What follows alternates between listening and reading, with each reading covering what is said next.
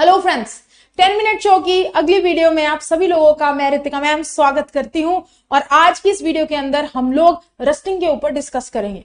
आप लोगों ने देखा होगा कि आपके जो घरों के गेट होते हैं, अगर उनके ऊपर से पेंट निकल जाए तो वो ब्राउन से कलर के हो जाते हैं, है ना। अच्छा, आपकी जो चेन होती है साइकिल की, वो भी ब्राउन से कलर की होने लग जाती है। यार, लोहे की चेन है, सिल्वर कलर की है, ये इनके ऊपर ब्राउन कलर क्यों आ जाता है? या फिर अगर मैं कील के बारे में बात करूं, कील ठोकने के जो काम आती है, ये भी ब्राउन कलर की होने लग जाती है। ऐसा क्यों होता है? इसे रस्टिंग ऑफ आयरन कहते हैं। इसके क्या क्या रीजंस हैं, क्यों लोहे पर जंग लगता है, ये सारी बातें आज के 10 मिनट शो के अंदर हम लोग डिस्कस करेंगे।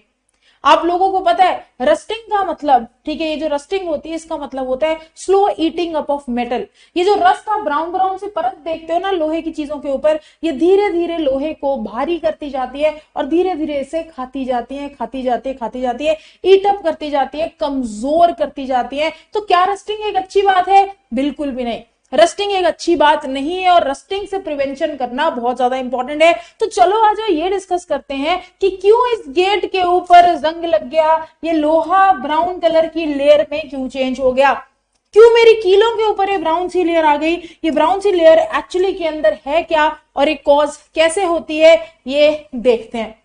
आप लोगों को मैं एक बात बता दूं, जैसे ही आपका आयरन ऑक्सीजन के साथ संपर्क में आता है, पानी के साथ संपर्क में आता है, ये बना देता है आयरन का oxide, that is Fe2O3। Simple, इसकी ऑक्सीकरण हो जाती है, ऑक्सीडेशन हो जाती है। अब हमारे पास लोहा है ना। लोहा कैसे आएगा मैम ऑक्सीजन और पानी के साथ संपर्क में? आप मुझसे क्वेश्चन पूछ सकते हो।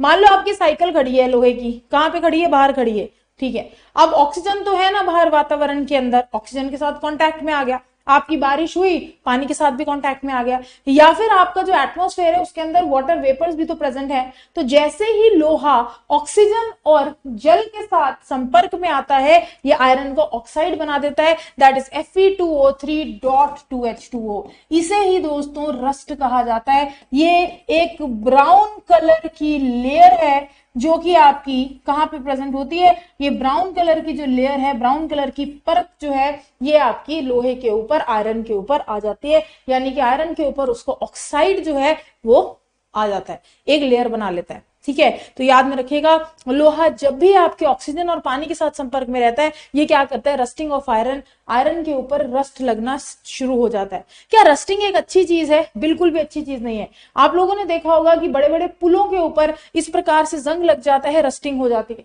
या फिर आपकी साइकिल की चेन, या फिर आपके लोहे के गेट, आपके जो रस्ट लग जाती है जिस भी आयरन के ऊपर, एक तो वो आयरन को हैवी करती है, भारी हो जाता है आपका लोहा, और दूसरी बात, भारी होने के साथ साथ ये कमजोर हो जाता है।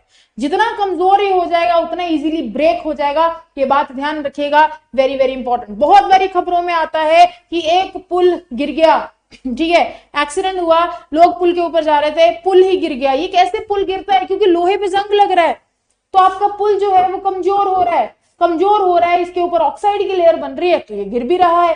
सिंपल सी बात है। तो rusting is very very harmful. तो हमें रस्टिंग से प्रोटेक्ट करना है अपने आयरन को।